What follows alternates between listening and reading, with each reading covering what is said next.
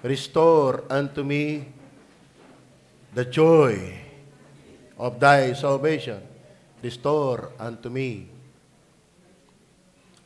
Ang tagpong ito, mga kapatid, ay alam natin, minsan si David ay nasa bahay niya, sa bubong ng palasyo. At sa kanyang pag-uli-uli ay nasilayan niya ang isang napakagandang babae. Ang pangalay Bathsheba. Taga Manila yon. Kasi bat, naliligo. Babae, she. Bathsheba. Asawa ni Uriah. Palibhasa si David ay kung bakit ay chick boy, meron siyang 10 naging babae. Sa madalit sabi, pinakalman ni David, si Bathsheba, nagkaanak nga kapatid yun ni Solomon, pero namatay. At gusto niya pagtakpan ng kanyang kasalanan, pinatawag yung kanyang asawang si Uriah. Alam mo, ang kasalanan talagang dapat yan ay hindi pinagtatakpan, yan ay pinagsisisihan. Inihingi ng tawad sa Diyos. Sa pag-aaral, ito'y mahabang panahong ginagawa ni David na hindi pinagsisisihan. Ngayon, lalong bumigat ito dahil pinatawag yung kanyang asawang si Uriah at pinilit na lasingin. Para kung umuwi, ay hindi niya alam na siya ang nakagalaw sa kanyang asawa at siya'y makalusot. Ang kasalanan na talaga ay pinalulusot Dapat pinagsisisihan talaga yan. Hindi nagawa ng lusot. Ngayon, ay may prinsipyo itong si Uriah, hindi umuwi. Ang ginawa ay, nilasing. Sa madali sabi, ang dulo, inilagay si Uriah sa mainitang digmaan at doon siya pinapatay. At nakita ng Diyos na ang kanyang ginawa ay hindi maganda.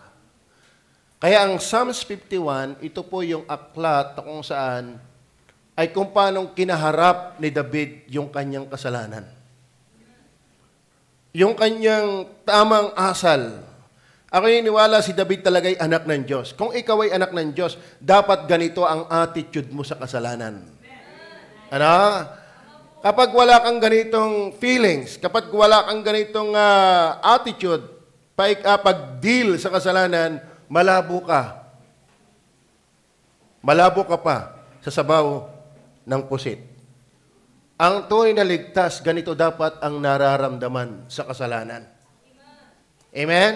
Kasi ang mga tao hindi ligtas bitin sa kasalanan. Pero ang tunay na ligtas, bagbag sa kasalanan. Amen? Ngayon, so, ito po ang sabi ng talata. Ang sabi, restore unto me the joy of thy salvation. So, nililinaw po mga kapatid, na talagang ang kasalanan ay nakakapag-alis ng saya. Restore unto me the joy. Ibig sabihin, nawala Nawala. Ang nawala ay joy, hindi yung salvation. Tatandaan ninyo, kapag tunay kang anak ng Diyos, hindi nawawala ang kaligtasan. Pero, kapag tunay kang ligtas at ikaw nasa kasalanan, hindi ka masayang ikay anak ng Diyos. Dahil nasa kasalanan si David, at nung siya ay magulantang, makumpronta ni Nathan, pinakilala yung kanyang kasalanan, ito yung naging usal niya, ito yung naging awit na pinaayos sa mga singer ng templo, inia-arrange at aawitin. Kaya yung mga inaawit doon ay minsan ay kalimitan ng mga awit ni David na ito'y himutok o expression ng kanyang puso, lalo na yung Psalms 51, nung siya'y nagkasala. Nawala ang kagalakan. Kaya pag hindi kayo masaya, alam na. Amen? Kapag ikaw ay Kristiyanong hindi masaya sa gawain, huwag ka nang maghabi ng mga excuses. Kayo ba'y masaya ngayong umaga? Alam mo, pag ako'y masaya, baka hindi na ako hilahing sumigaw. Baka hindi na ako magparinig sa mga patumba na naman. Bakit? Masaya kayo Ang nakakapagpalungkot talaga ay yung kasalanan. Lalo kung ito'y nananatili at hindi binabago. Hindi pinagsisisihan. Are you with me?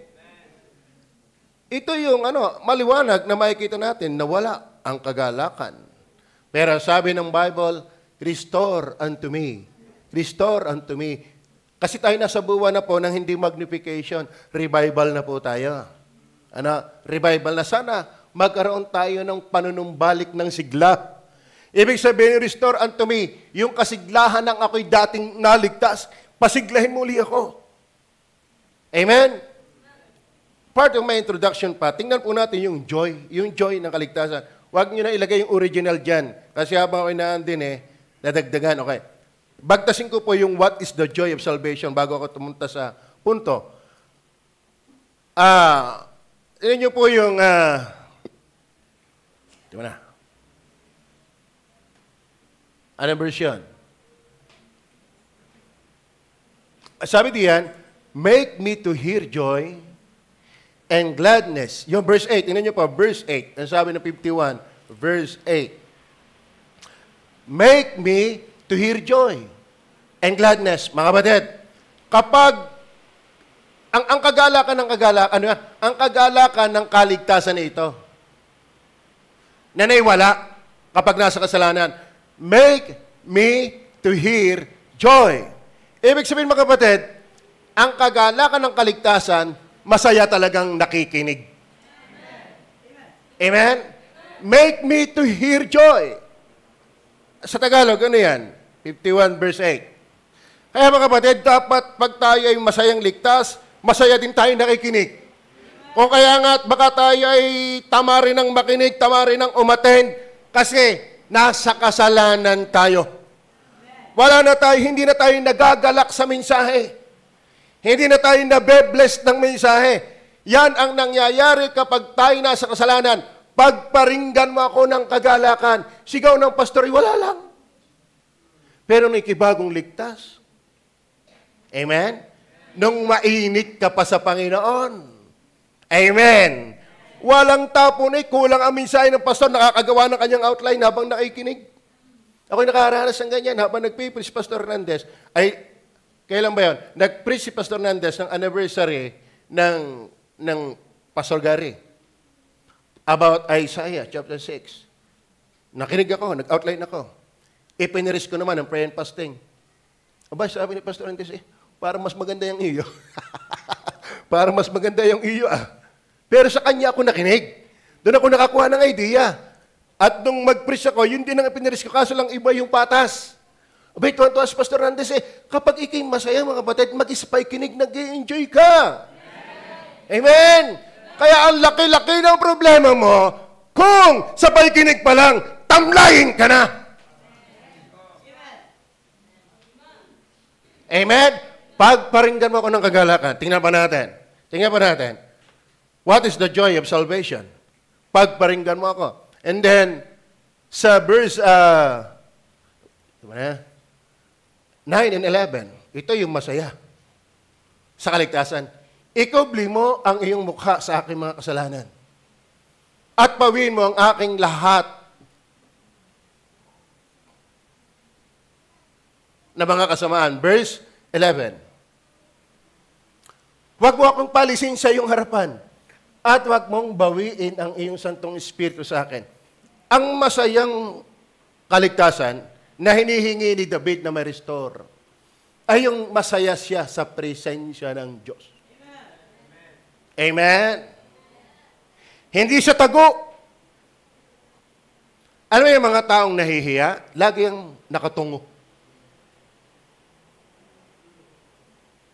Dapat kayo tunhay.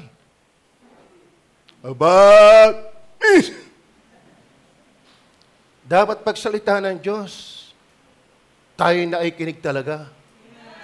Amen? At wag mo akong palisin sa iyong harapan. At wag mong bawiin ang iyong Santong Espiritu. Wag mo akong palisin. Bakit? Alam mo kapag ikaw hindi naman nasa kasalanan ka, ilap ka, alop ka, iwas ka sa presensya ng kaayusan, ng kabanalan, ng Diyos. Dahil ang masaya, ay ba't ka, di yung masaya, hindi masaya. Kita mo sa mukha ang masaya Yeah?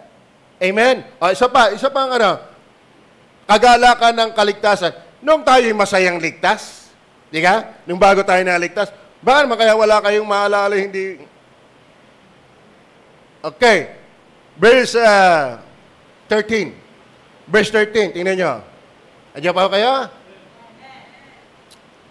Kung magkagayoy, ituturo ko sa mga mananalangsang ang iyong mga lakad. Alam nyo, pag ikay masayang ligtas, ibinabahagi mo talaga.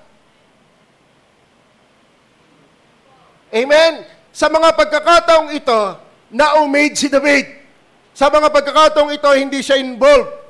Kung gano'ng katagal ang kanyang buhay sa kasalanan, gano'n katagal ang kanyang hindi pagiging aktibo sa pagtuturo ng Diyos. Kaya mga kapatid, halata mo nang tayo nasa kasalanan, walang involvement sa pangangaral. Are you listening? Kaya nga, restore unto me. Kung may re-restore mo yan, Diyos, kung magkagayoy, ituturo ko sa mga manalangsang ang iyong mga lakad. Ibig sabihin, hanggang nasa kasalanan ka, wala kang pagtuturo na ginagawa sa iyong buhay. Kaya, restore unto me. Kaya palakpakan natin yung nasama sa outreaches. Palakpakan natin yung nagpo-post ng mga verses na tuturo ng salita ng Diyos. Bakit? Sila yung masisigla sa kanilang kaligtasan. Pero nung si David ay nasa kasagsagan ng kasalanan, kung magkakaipas, Panginoon, ibalik mo. Dahil kung hindi ko kayang magturo. Kailan kayo naging bahagi? Na ibahagi ang kaligtasan. Kung hindi mo yung kayang ibahagi, walang duda, nasa kasalanan ka. Amen! Huwag na tayong magtaklob. Obvious yan.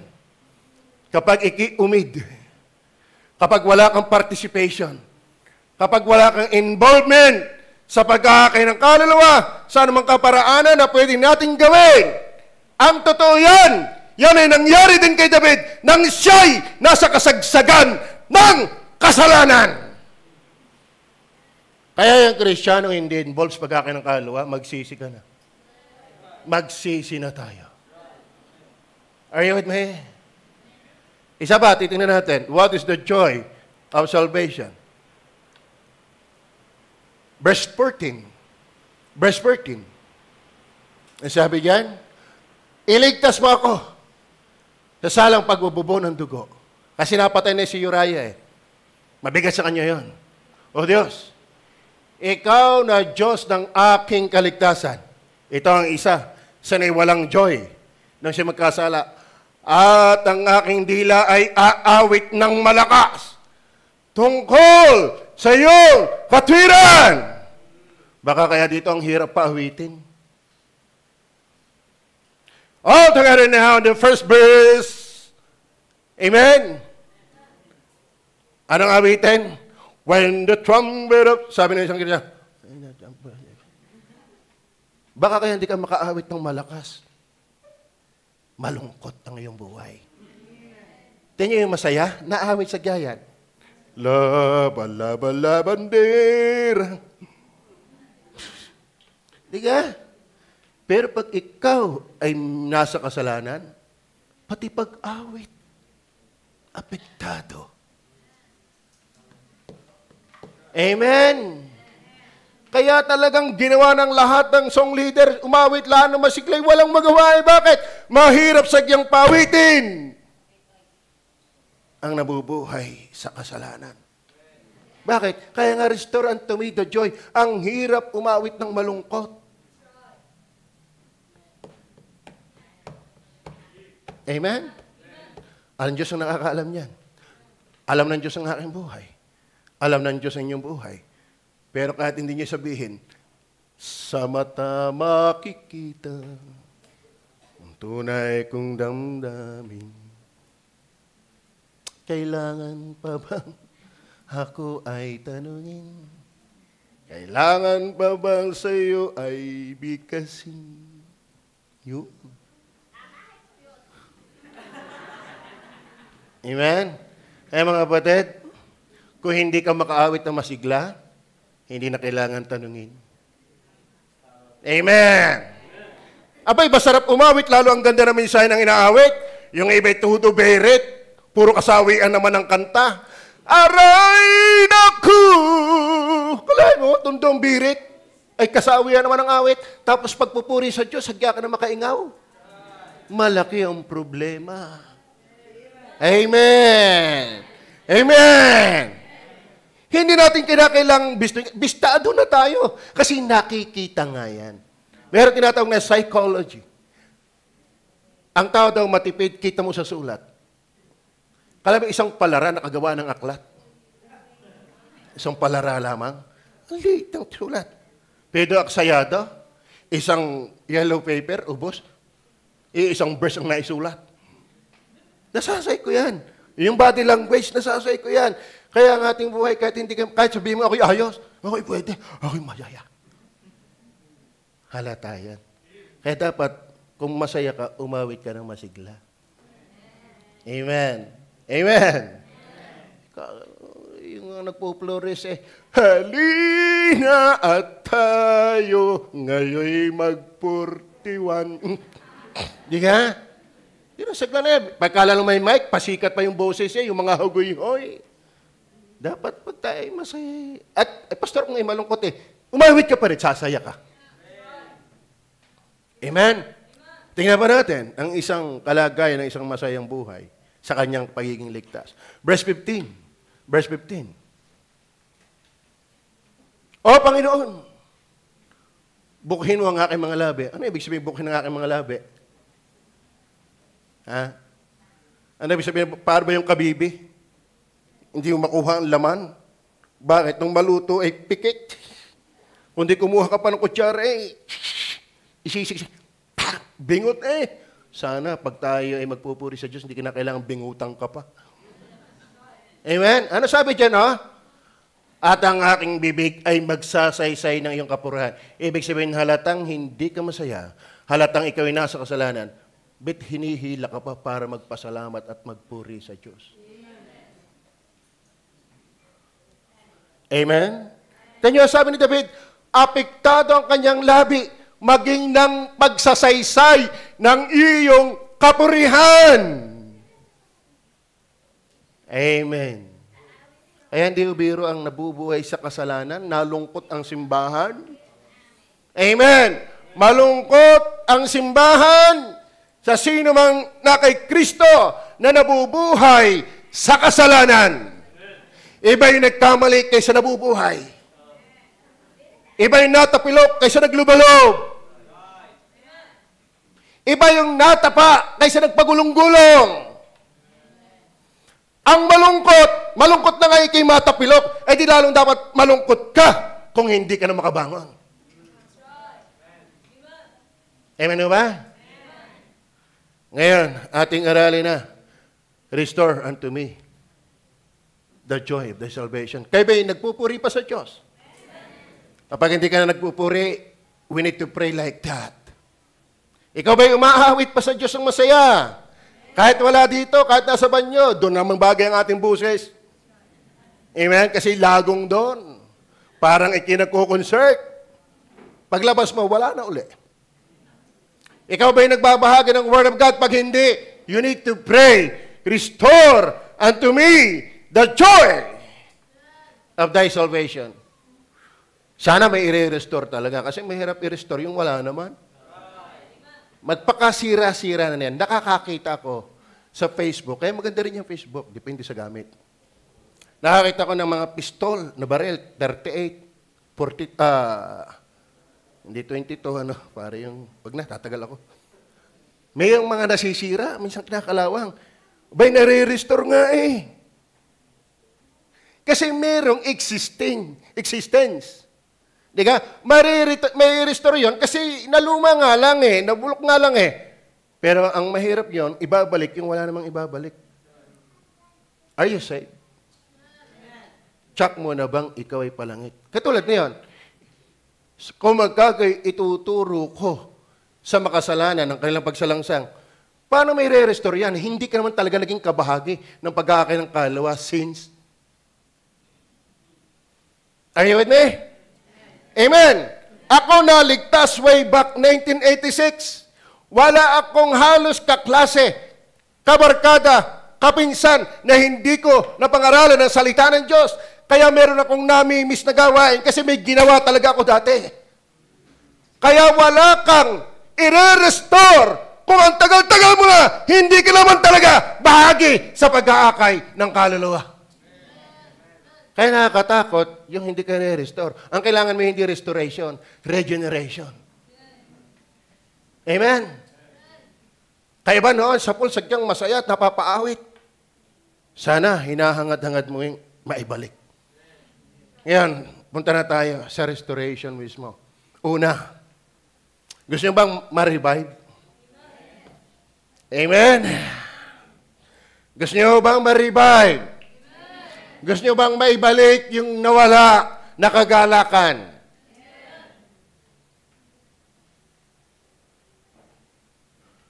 Una,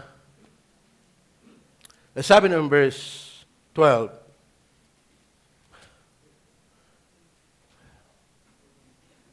restore, ibalik mo sa akin. Ba't hinihingi ito ni David? Kasi pwedeng ibalik. Amen? So number 1, believe it is restorable. Amen.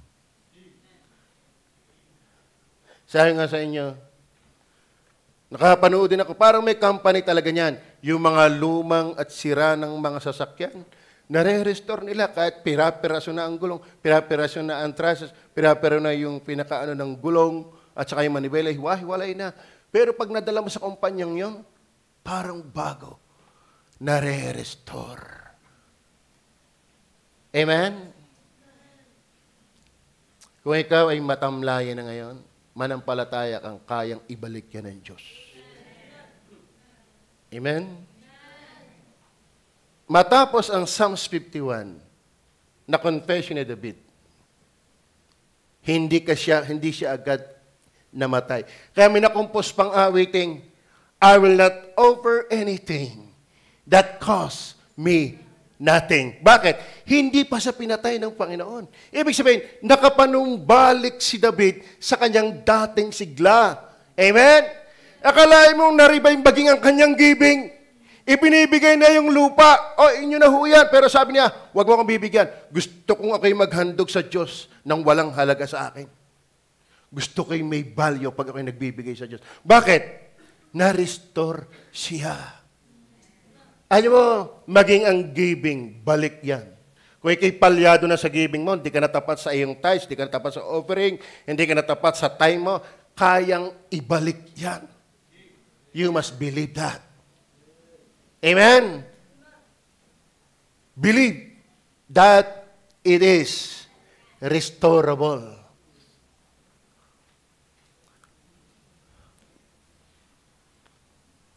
Sa panahon ng earthly ministry ng Panginoong Jesus, na ibabalik ang paningin ng bulag. Amen? Na ibabalik sa paiging tuwid yung pingkaw, na ibabalik yung buhay ng isang patay, na ibabalik yung kinis ng balat ng isang naging titongin. Kaya manampalataya ka, walang backslider na hindi kaya na yung i-revive.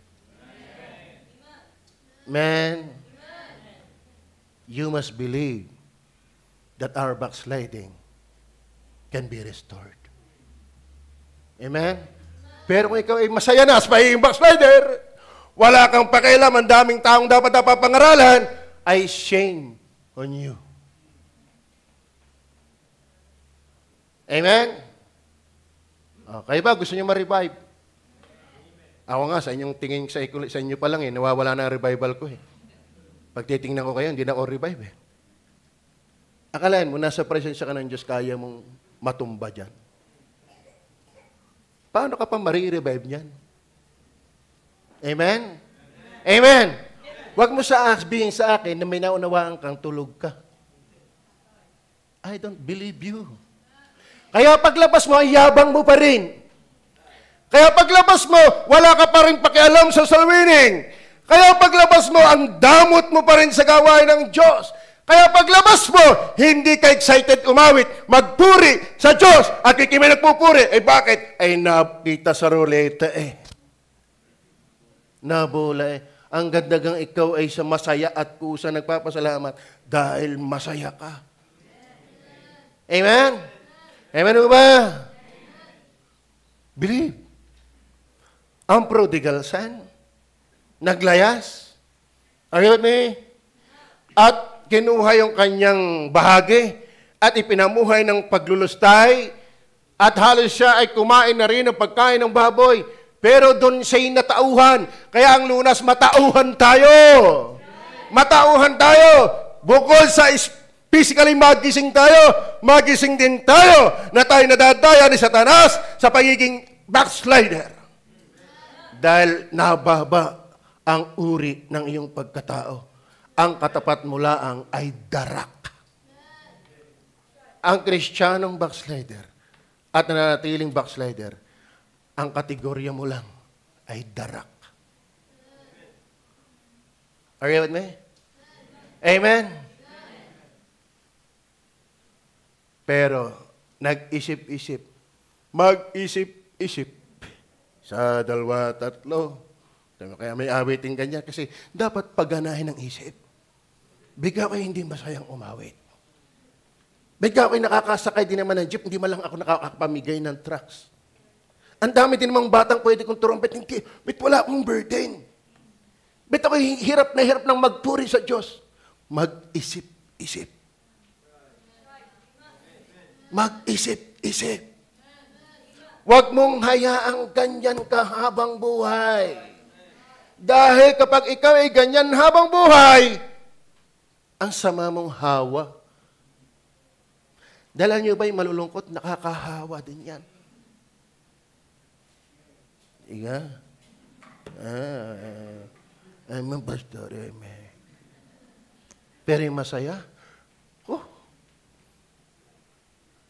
umatin kayo sa congregation ni Pastor Lorena. Ipagtindig pa yun. Praise on, preacher! Man of God, praise on! Pag ikaw namin, nakatulog pa sa katays na yun, may pagtayo pa. Di na yun, amen. Praise the Lord. Do you bless from the Word of God? Are you blessed? Amen? Alam niyo mga kapatid, ito'y paalala.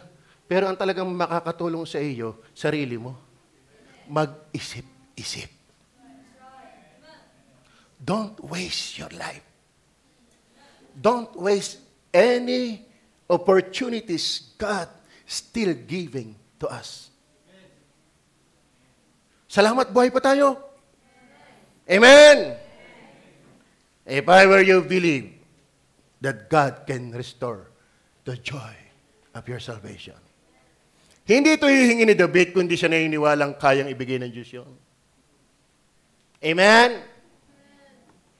At makinig kayo. Kasi si David nga bumaksak, ikaw pa. Amen? Huwag mong sasabihin, hari, hindi nabagsak. Huwag mong sasabihin, a man after God's own heart, hindi nanghihina. Ito ay man of wisdom, ruler, king. Siya po ay kinikilala, bantog, makapangyarihan. Pero bumagsak Huwag mong sasabihin, pastor, hindi nanghihina. At huwag mong sasabihin, worker, di ka na maikinig, di ka manghihina. At kung maaari, tayong mga nasa simbahan, dapat halimbawa. Amen? Yung pagiging bugnutin, bawasin. Hindi yan nakakatulong sa gawain. Amen? Amen? At winawarningan ko kayo mga young people, kayo mga young professional, kung kayo may minamahal na isang babae, be gentleman. Amen? Kayo daming-daming babae din Andiyan si Rosaline, mag-aagaw pa kayo sa isa. Amen? Amen? Alam niyo ba, yan ay nakakalumo ng puso ng pastor nyo.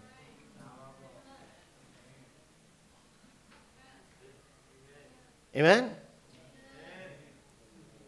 Tayong mga matatagal na sa Panginoon, magsikap maging halimbawa. May nakatingin sa atin whether we like it or not. Kaya nung mag-reflection si Desa doon, bibigyan ng yellow heart at ng green heart na papel. Reflection yun. Kumusta, ilang yellow na pabigay sa iyo? Masaya kung maraming yellow. Masaya rin kung may green. Ang malungkot kung wala ni green. Ibig sabihin ng klaseng tao ka. Mga kapatid, kapag tayo nagbabasa ng Bible, tingnan natin, ipanalangin natin, hangarin natin, na wag tayo sumasambitla, umiyak tayo, Lord, change my heart. Restore unto me the joy of thy salvation. If not, marami tayong sisiraing buhay.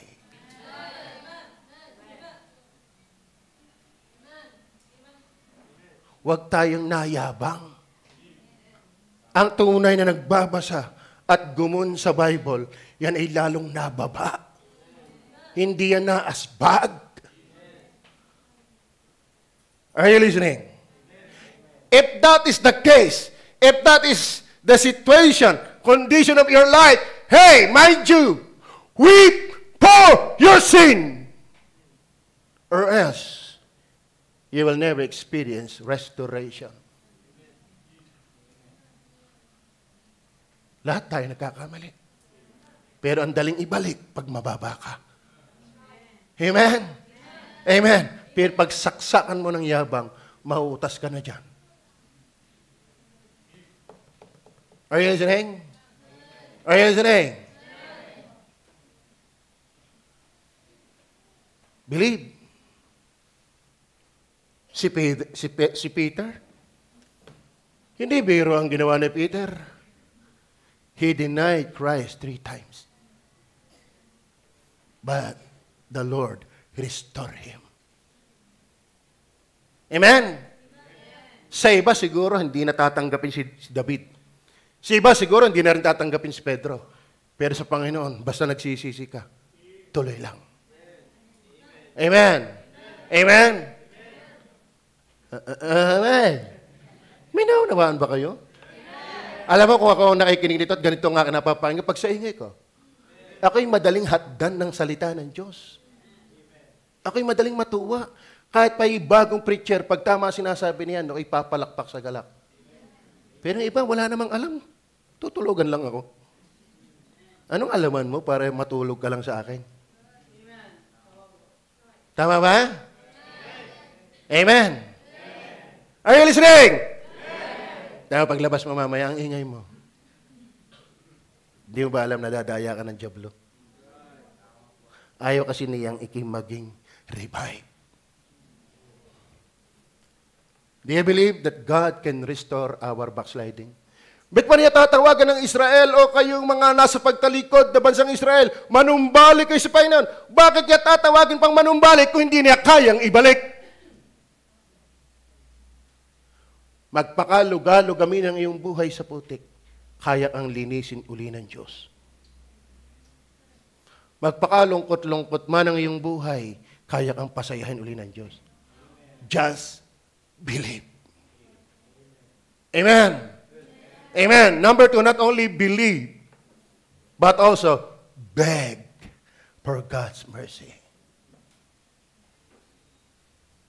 Verse 1. Are you with me? Ang mahirap na yan andyan na aasbag-asagbag ka pa. Magmakaawa ka sa Diyos. Nakaka-challenge, hari, nagmamakaawa. Ano, ikaw, feeling hari lang, di ka magmakaawa. Amen? Amen? This is my question. Are you involved in soul winning? Pag involved ka, atakihin ka ng dyablo.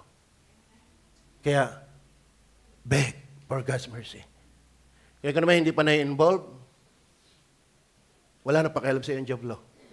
Bakit? Baka magising ka pa. Verse 1, ano sabi dyan? 51 verse 1. Maawa ka sa akin. Gusto nyo bang ma-restore ang kagalakan? Amen? Naku, kayo bagong ligtas. Di ka napapatuto ko sa iyo. September 3, naligtas ako. Ay, iniwalang yun ang panahon ako ay pinanganak ng Diyos. December, nabaptize ako. Within that period of time, from September hanggang December, 7 times kong natapos ang Bible. Wow! Bakit? Ganun pala kasaya ang ligtas. Anong sasabihin mo ang daming tao dyan? Kay maingay, ako'y nagbabasa. Ngayon, pag nagpipreach si Pastor Hernandez, Tagalog, Amen, Amen. Nahaluan ng konting English. Ano kaya yun? Oh, yung konting preaching nahaluan ng konting English, nalilito na ako. Kaya halata mo yung aking pagsusulat, tumigil. Kung kailan lang uli nagtagalog, saka tumuloy. At pag itinahaluan ako ng English, ako ay hindi ko na makuha yung mga nauna. Baka mali ang conclusion ko. Kaya ang ginawa ko, gusto ko rin makaintindi ng English. Hindi pa uso nun ng diglot. Nang hingi talaga ako ng English na Bible. Pinagdais ko yung Tagalog hanggang magdamag yan. Bakit? Uhaw ako. Ako'y nalulungkot doon sa nagsasabing ligtas ang tagal na miyembro. Di pa nagbabasa ng personal ng Bible? Matakot ka, baka hindi ka ligtas. At kapag ako nawawala ng gana magbasa ng Bible, alam ko na something wrong. Something wrong, Lord. Ibalik mo sa akin ang timyas ng pagbabasa ng iyong mga salita. Amen? Kapag ako'y nandito sa loob, parang alam ko na ang gagawin, programa na lamang sa ulo na, tang pag-awit. Wala ako, parang lip-sync na lang. Kung saan man ako nakalugar dito, bumubulong ako. Hindi dapat ganito. Amen? Lalo naman, kaya araw-araw, meron tayong pasabog ng salita ng Diyos. Bakit? Masaya ang mag-akay ng kalo. Kaya ako'y masaya Andito si Katkat, andito si Kevin, andito si Kenneth, andito din yung bunso. Bakit? Masaya ako. Aso nakakalungkot yung kanilang ina na stroke. Kaya wala sila sa choir. At magbabantay. Ay iniisip ko, baka hindi rin sila maka-attend. Pero sila yung nagawa ng paraan. Amen? Maaga pa silang umalis doon at nagbiyahe. Hindi nakasama ang tatay, nagko-commute na ng kanila. Masaya ako. Bakit? Hindi walang kabuluhan ang kapapanalangin.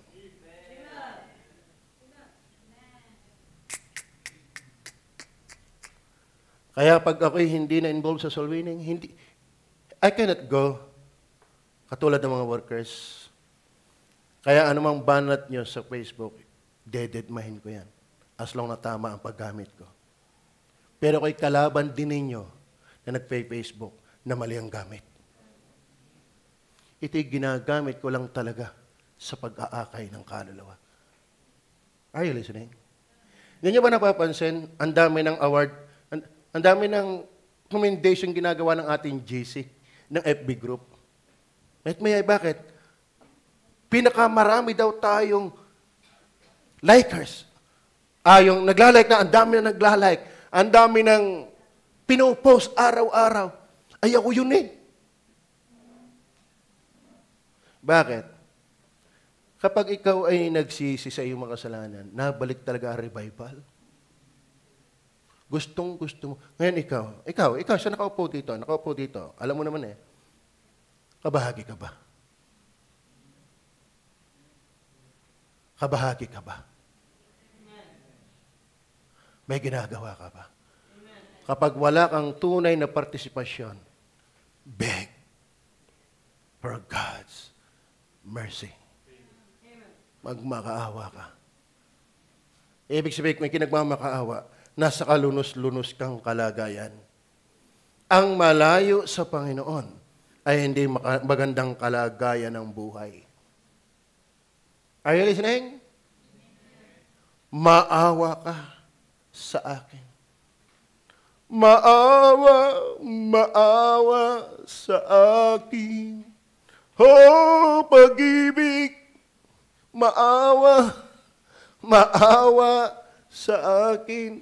Eh bakit? Kay lupit daw ng kapalaran, laging sawi na lamang. Kala mo nagmamakaawang sagutin? Are you with me?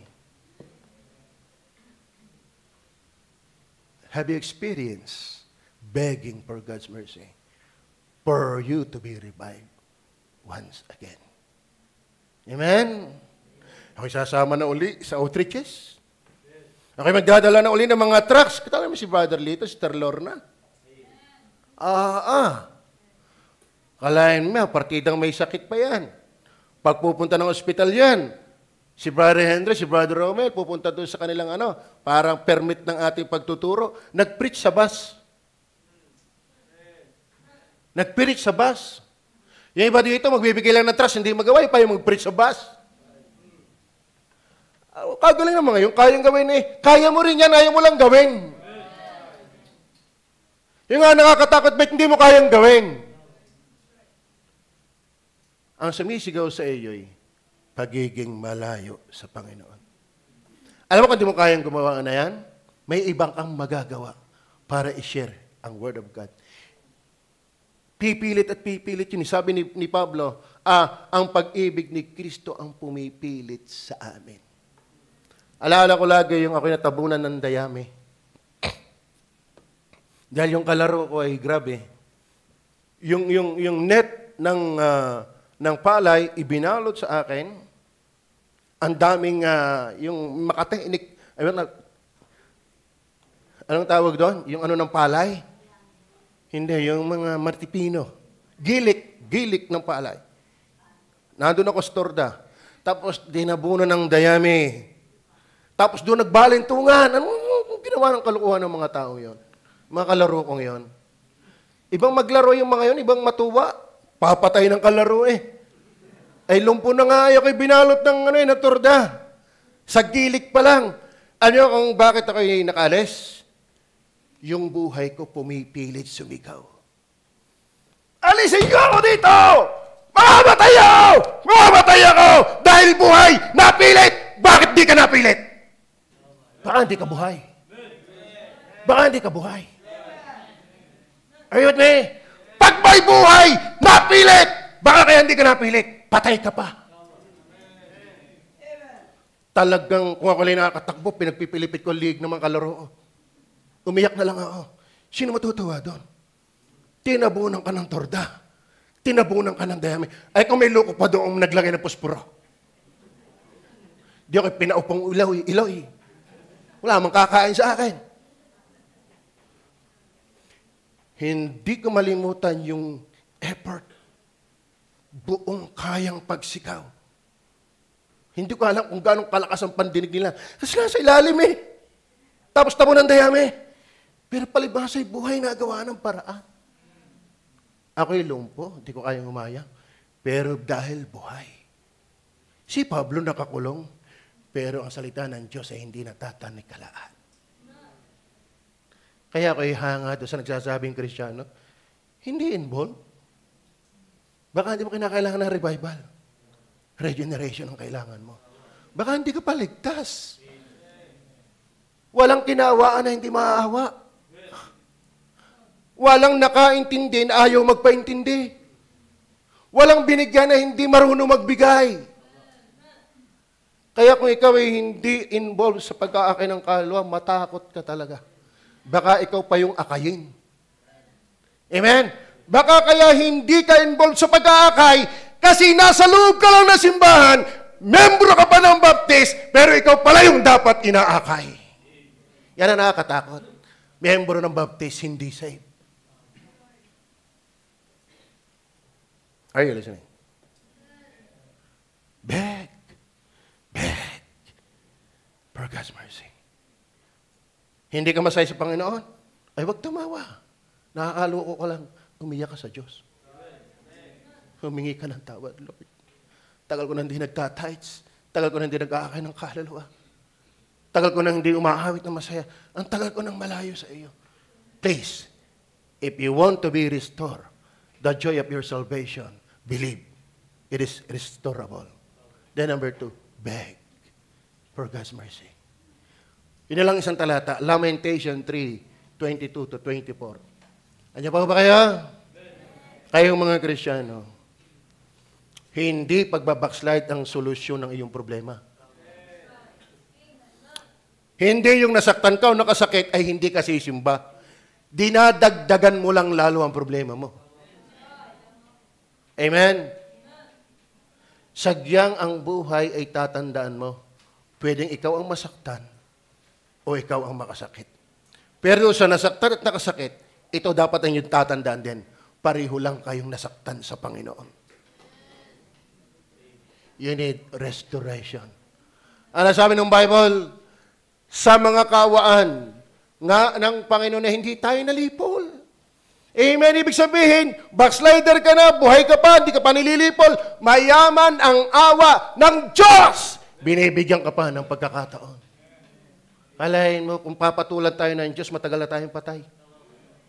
Amen. Sa bawat kasalanan natin nagagawa, buhat na tayo maligtas, kung ang Diyos ay hindi mayaman sa awa, kayong tutulog-tulog, matagal na kayong wala. Alayin mo, sigaw na ako. Amen? I'm trying my best na may paunawa mensahe. Wala lang. Mind you, wag mo akong bubulahin, may natutunan ka paglabas mo. Sa mga kawaan nga ng Panginoon, ay hindi tayo nalipol. Kaya buhay pa tayo. Beg for God's mercy that is always available. God's mercy is always available. If you commit sin, huwag mo hayaan makalyo ang puso mo. Magmakaawa ka sa Diyos. Hari ngayon nagmamakaawa, ikaw pa ganaman. Kaya wag nating paghariin ang yabang. Ang mayabang, yung matigas ang puso. Amen? Sapagkat ang kanyang mga habag ay hindi nauubos. Amen? Amen. Ang kanyang habag ay hindi nauubos. Mas malawak yan sa iyong kasalanan. Mas marami yan sa iyong kasalanan. Mas mayaman yan kaysa iyong kahinaan. Hanggat nagkakamali, beg for God's mercy. Don't just believe, but beg.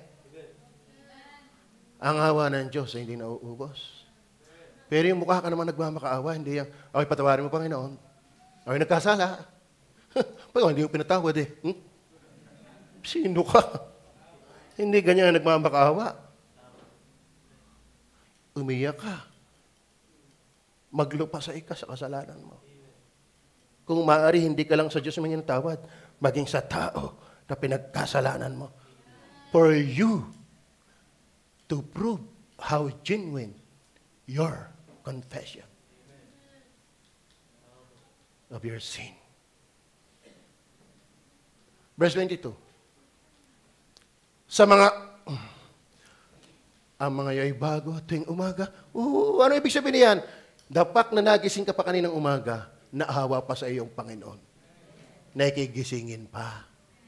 Sa dami nating nagagawa nung nakalipas na araw, na mali, kaya nakikimagising pa ng umaga, paggising pa lang, pasalamatan mo ng Panginoon. Bakit? Hindi ka pa niya pinatulan. Ang tagal mo hindi nagbibigay ng tithes, ang tagal mo hindi nagbabasa ng Biblia, tagal mo hindi nagkakain ng kalawa, akala mo gising ka pa rin sa umaga. Are you with me?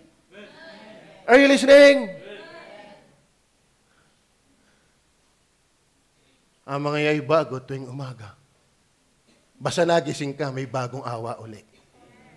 Kaya pag gising, Lord, nga naman eh. Nung kinahaponan ako eh, dami kong nagawa eh. Akala ko hindi mo na ako gigisingin eh. May gising pa nga rin eh. Nakapamungkal pa. Ang tindi ng awa sa iyo ng Panginoon. Ang tindi ng awa sa akin ng Panginoon. That's why the mercy of God ay hindi nauubos. Beg for God's mercy. Amen. Then number 3, Not only believe, beg. Number 3, verse 3 and 4. Verse 3 and 4. Kaya, kayang ma-revive. Pwede. Huwag lang tayong mayangor. Amen. Amen. Siya na nga mali, akala mo kung sino pa. Siya na nga nagkamali, siya ang kakala mo kung sino pa. Huwag mong, ano yung tawag dito? Alam ba, may pigsa ka. Huwag mong bigyan ng tapik-tapik na parang nasosolve ka doon. No. Gamutin mo yan. Kiskisin mo yan. Kayurin mo yan. Hindi yan madadaan sa tapik. Huwag mong aliwin ng iyong sarili ng paumis-umis. Nasa kasalanan ka naman. Hindi yan kaya sa umis. Sa pagmamakaawa yan. Amen. Minsan inaalo-alo natin yung sarili sa maling paraan. Alam mo ang puso mo. Alam ko ang puso ko. Minsan kahit hawak mo ang Bible, hindi ibig sabihin na-revive ka. Hindi porke nakaupo ka dyan, tayo kinig ka ng salita ng Diyos, na-revive ka. Hindi porke kasama ka sa choir member, revive ka. Kahit nga ako, pastor, nag-preach, hindi ibig sabihin, revive ako. Ito kung paano natin tratuhin ang kasalanan sa pribado ng ating buhay. Do we really weep for our sin? Begging for God's mercy for us to be restored. Again. Lalong naman huwag kang sisigla dahil lamang ng iyong cross. Diyos-Diyosan yan. Mahinang kagalakan yan. Paano kung mawala yung cross mo? Romel ha? Tatandaan mo ito. Huwag kang magpapatuloy dahil meron kang iniirog. Iniirog kitang tunay, alaala ko'y tarang di mapalagay. Mahinang saligan ang lalaki. Kayo mga may asawa na dito, lagi ba kayong sweat? Kayo ba sweat na sweat? Pag bagong kasal ang tawag dyan ay honeymoon. After 1 year, anong tawag na doon? Bitter moon. Bakit? Nagkakakilala na kayo kung sino kayo. Kaya yung maraming ngayong mga relationship, pag nakilala ng isa, hiwalaya na. Balik ka na ng kanilang kandila. Bakit? Akala mo kasi, gigil na gigil ka, hala mo'y ganun yun. Lalo ako. Pag ako'y unang nakatulog, hindi na makakatulog ang asawa ko. Ay pakinig din ng worker eh. Para ako nag-aahong motor. Biglang pagkasagsagay, biglang magbibreak. Ay di ako'y sa umaga na lang ang pagsasabihan ni Madam, ako hindi nakatulog. Bakit? Paano makakatulog sa lakas ng harok mo? Kung hindi maturity na mamagitan, harok pa lang, maghihiwalay na kayo. Are you with me? Amen. Sabi nga ng iba'y, baka ulo lang ng hawot pag-awayan nyo. If I were you, lumago ka muna sa Panginoon. Amen. If you're a backslider, please beg for God's mercy. And then number 3, broadcast your sin to God. Ano yung ibig sabihin niyan? Basahin natin ang verse 3 and 4. Andiyan pa ba kayo? Sapagkat kinikilala ko ang aking mga pagsalangsang. Hindi yung mali ka na, abot-abot ka pa ng katwiran. Ang kasalanan hindi ipinapangatwiran. Ikinukumpisal yan. Are you listening? sapagkat kinikilala ko ang aking mga pagsalangsang at ang aking kasalanan ay laging nasa harap ko. Alam mo yung tunay naghahanap ng revival, mabigat sa kanyang kasalanan.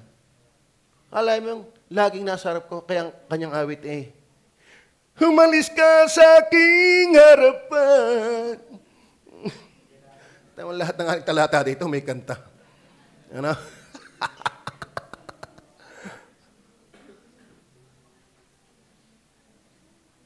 Yan ay guilt. Yan ay guilt. Hanggat hindi ka sumasayad sa Diyos, alipin ka ng guilt na yan. Amen? Kala mo naaalaala mo lagi yung ginawa mo? Pero Lord. Kaya ang ebidensya na kay saved, you hate your sin. Not other sin, but your sin. Amen? Lord, patawarin mo ako! Ang bigat-bigat ng nagawa ko! Ganyan dapat. Since you're begging and broadcasting your sin, be honest. Magdamag ako, pastor, nagdota. Kaya nung linggo ako'y tulog.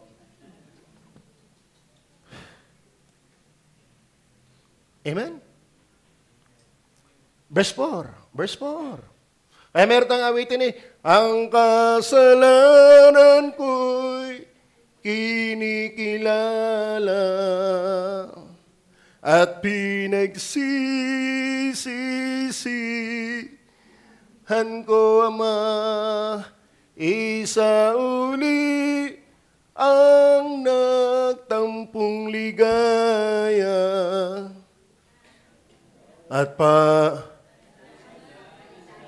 at dalisay. Yan. Please beg. Please confess. Broadcast. Huwag mong alagaan yan. Huwag mong paingbakin yan. Karumhan yan. Umalpas ka dyan. Kung tunay kang buhay, exert the best of your voice, effort, crying for God's forgiveness. Or else, mananatili kang malungkot. Amen? Tayo po yung mawit may kasiglahan. Alive. Wala kang sigla pag nasa kasalanan ka. Verse 4. Nabasa ko na ba ang verse 4? Laban sa iyo, sa iyo lamang ako nagkasala at nakagawa ng kasamaan sa iyong paningin upang ikaw ay ariyang ganap pag nagsalita ka. Hindi binabaliwala ni David ang kanyang nagawa kay Bathsheba at kay Uriah.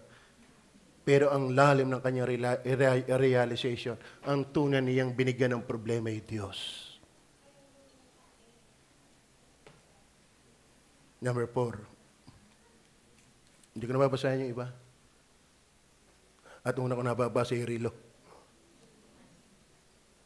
Verse 4. Verse 4. Iyan pa ba kayo? May revival ho bang nagaganap? Ba't tayo magmamatigas? Sino tayo para manalo sa Diyos? Amen? Not only broadcast your sin, but bear the truth. Bear the truth of the blessed sinful nature. Yan yung pang verse 4. Ano sabi dyan? Laban sa iyo lamang ako nagkasala. Hindi yan. Verse, ano ba yan? Ako'y pinaglihi ng aking ina. Verse 5, narito. Ako'y nanyuan sa kasamaan. At sa kasalanan ay paglihi ako ng aking ina. Be matured. Pag sinasabing ikaw ay naghahanap ng revival, hindi ibig sabihin aalisin na ang kasalanan. Kung gusto mo, hindi magpakamatay ka na. Ay ibig sabihin, huwag ito ang mamayagpag sa aking buhay. Dapat tanggapin mo na prone talaga tayong magkamali. Dahil kay may lumang pagkatao. Tanggapin mo na yun. That is reality. Pero ang huwag mong tanggapin, yung nabubuhay ka dyan. Amen? Amen. Given na tayo nagkakamali. Pero hindi given, yung automatic na ayaw mo nang bumangon. Are you with me? Tinanggap niya ni Pablo. Ang laman ay laman nga. Pero hindi yung excuse sa kanya para hindi bumangon sa masamang halimaw na yan. Are you with me? Pero para wag ka namang ikaw ay ma-discourage, parang aantayin mong, katulad ni Brother Rani nung kami nagtinuturo ko yan, Pastor, ako ay susunod sa baptism pag kami marami ng alam. Sabi ko sa kanya, lalo kang hindi matututo pag hindi ka sumunod sa Diyos. Dahil ang pagkatuto ay pagsunod. Amen? Kaya wag mong aantayin na ikaw ay revive, yung talagang kahit konti, di na ako nag-iisip ng masama. Given yan. Nasa lamang ka pa. Ang antayin mo, yung hindi ka dominado niyan. Kaya cry for your sin. Weep for your sin. Humble yourself when you're in sin. Lakas na lakas sa loob na gumawa ng mali. Takot naman humingi ng tawad sa mali. Amen? Tama. Kaya yung mayayabang dyan, patunayan mo, pag nagkasala ka, handa mo harapin. Hindi yung mayabang ka lang sa paggawa ng mali, pero duwag kang umamin ng mali. Are you listening? Then number 5. Yun, ang bait ko yata ngayon.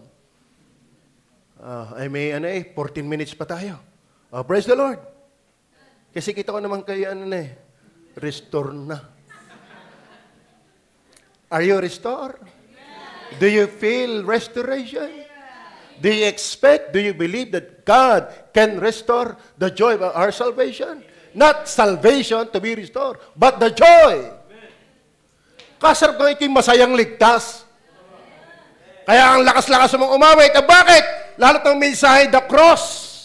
When the trumpet of the Lord shall sound, the time shall be no more. Yes, praise the Lord, I'm going to heaven someday. Pero ang gaganda na mensahe, yung pag anong preaching hindi mo tulugan, sa mensahe nga, yung parang kanta hindi mo tulugan. Amen. Then last, be broken spirit. Small s yun. Heart and contrite heart.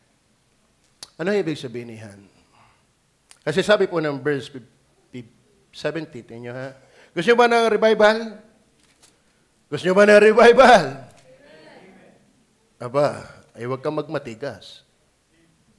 Dapat durog ang puso mo. Ano ba ibig sabihin yan? Basahin natin. Kaya si David na-restore yan. Kaya nakakompose pa nga ng awiting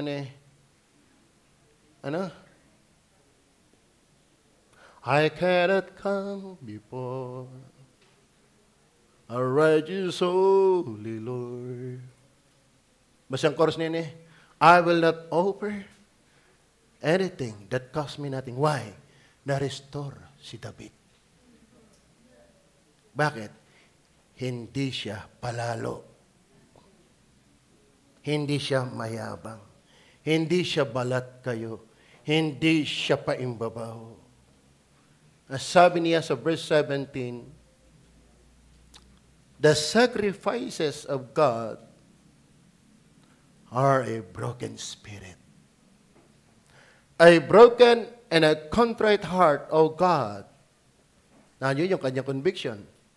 Andun yung kanyang faith to be restored. Why?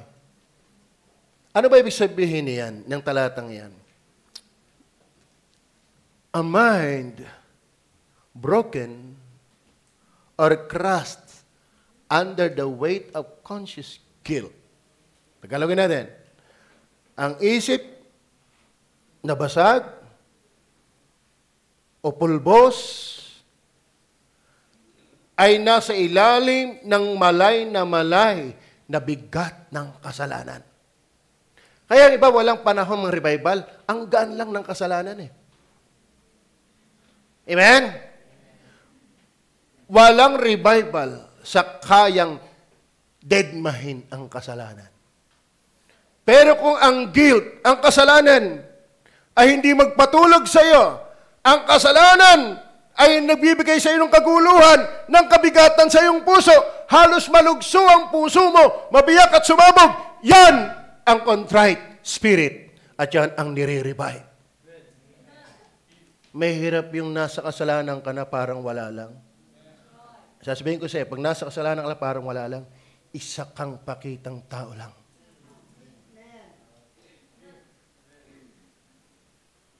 Are you with me?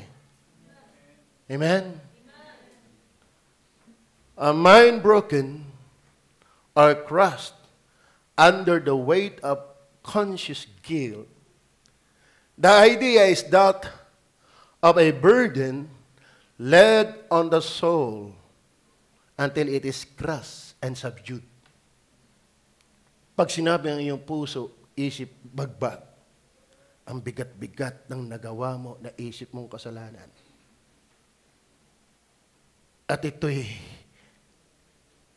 nagwawasak at nagpapayuko ng iyong puso.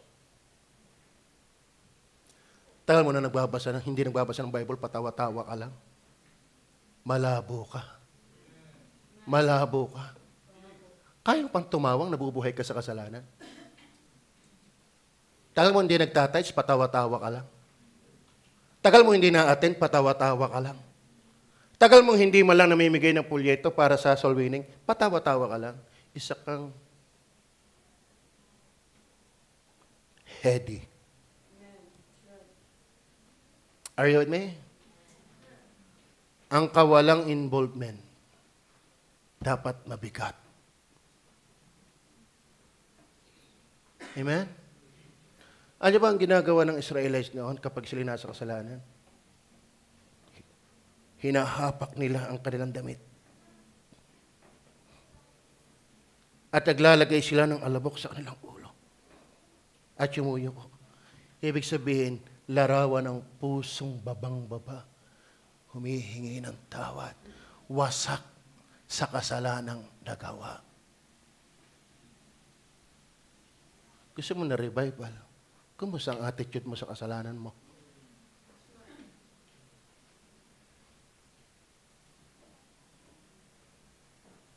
Naintindihan mo ba natin?